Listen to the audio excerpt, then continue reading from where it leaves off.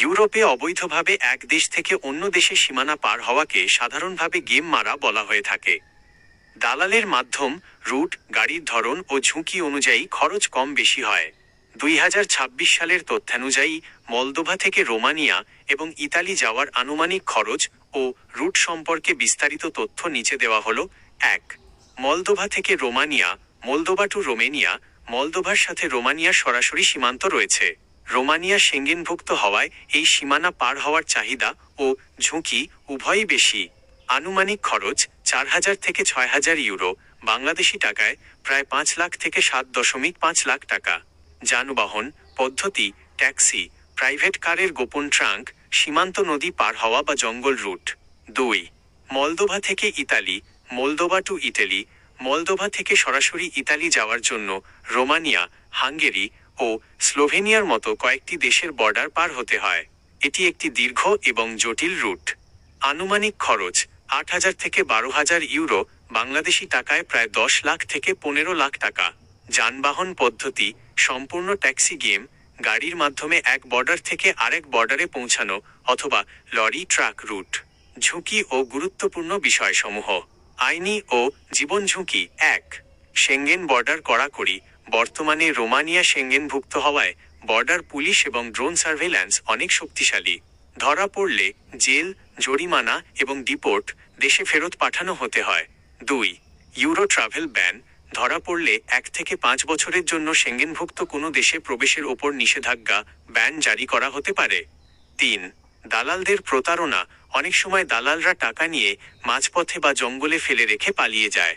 আইনি ও বৈধ উপায়: অবৈধ বা গেম রুটে জীবন ও টাকা ঝুঁকিতে না ফেলে বৈধভাবে রোমানিয়া বা ইতালির ওয়ার্ক পারমিট, ভিসা অথবা স্পন্সর ভিসার মাধ্যমে যাওয়া তুলনামূলক নিরাপদ ও আইনসম্মত পথ। মলদোভা থেকে রোমানিয়া বা ইতালিতে বৈধ উপায়: ভিসা নিয়ে কাজ বা ভ্রমণের উদ্দেশ্যে যাওয়া এবং তথাকথিত গেম, অবৈধ বা কন্ট্রাক্টরের মাধ্যমে বর্ডার পার হওয়া। এর মধ্যে খরচে অনেক তফাৎ থাকে। আপনি যেহেতু 2026 সালের বর্তমান পরিস্থিতি জানতে চেয়েছেন, তাই দুই ব্যবস্থারই আনুমানিক একটি ধারণা নিচে দেওয়া হলো। 1.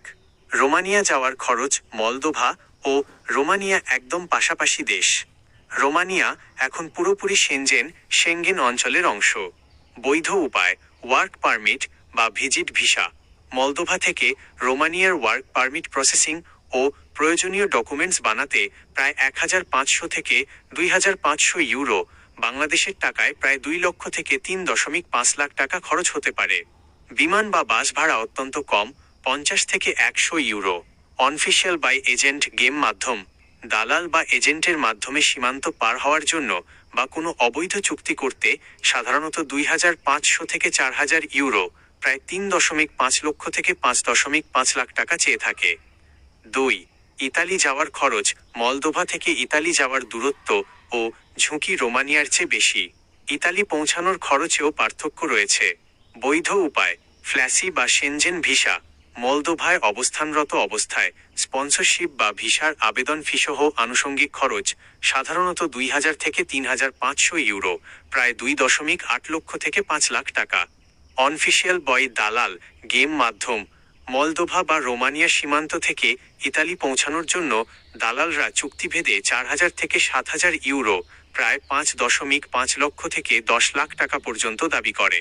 মূল তথ্য ও সতর্কতা: সেনজেন বর্ডার সংক্রান্ত পরিবর্তন।